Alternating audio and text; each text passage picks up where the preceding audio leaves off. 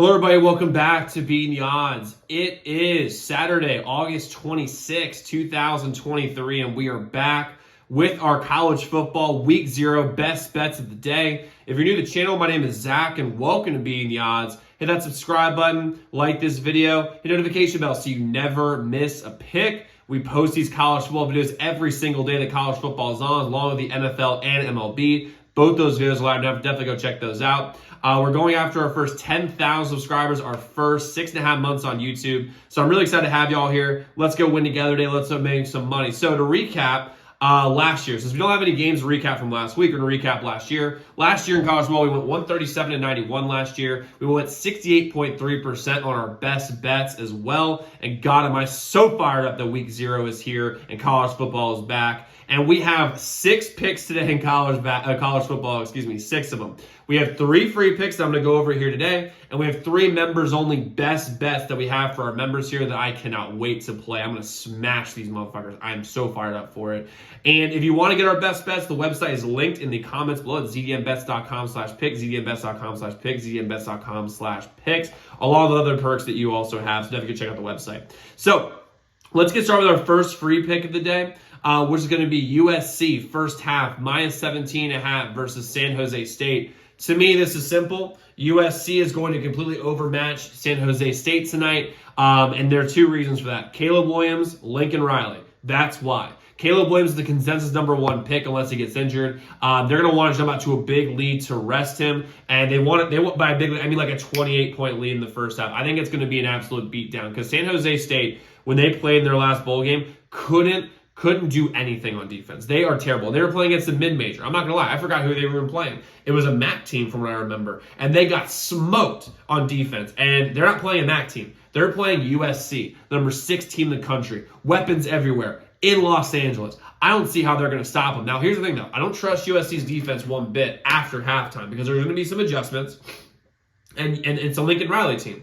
So because it's a Lincoln Riley team, these teams are not going to stop anybody. And I think that can really be problematic later on in the game. I think early on they'll be geeked up and engaged. So I see USC here getting out to a very early lead, winning this thing quickly, putting this away early. But I could see a backdoor cover happening in the end of the fourth quarter. I see them being very engaged the whole first half. I think USC here minus 17.5 in the first half. Next, we have Hawaii plus 17.5 versus Vandy. First off, the public's all over Vanderbilt, which makes no fucking sense whatsoever.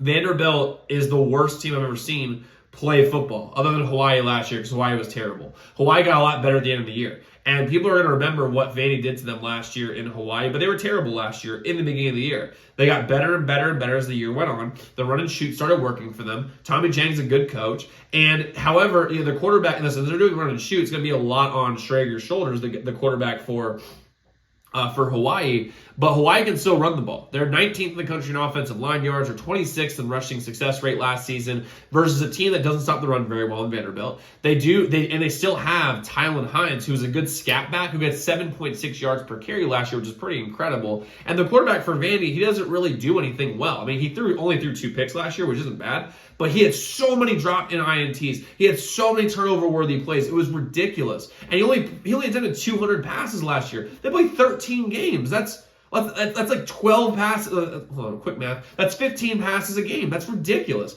And on top of that, the Commodores finished last year, look at my stats here, 127th in EPA per play allowed, expected play yards allowed. I mean, 6.8 yards per play is unbelievably bad. Plus, I think we have to remember, too, there's the Maui factor here. I think the Hawaii is going to have, basically God on their side in this spot. I'm going to take them to cover, not to win, obviously, but to cover the 17.5 spread. It's way too much against a bad Vanderbilt team. I'm going to take Hawaii here plus 17.5. And then lastly, we have UTEP minus 1.5 versus Jacksonville State. You could take the money line here, which I wouldn't mind playing, by the way. I'm just going to take the 1.5 here.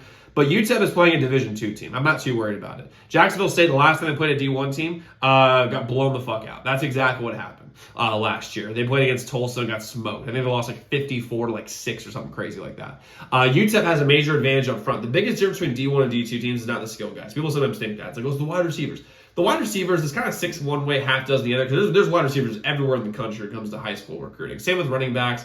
And not the same with quarterbacks, but if you look at the mid-tier D1 quarterbacks versus the good D2 quarterbacks, They're basically the same. The biggest difference is the offensive and defensive lines. Basically, when you're going between D1 and D2, you're playing two completely different sports in the trenches. UTEP is bringing back all 5 of their starters. That's a huge advantage for UTEP. Also, they bring back their number 1 pass catching option, Tyron Smith, who will cause serious problems versus a bad secondary versus Jacksonville State. When Jacksonville State played Tulsa last year, they gave up 454 yards passing.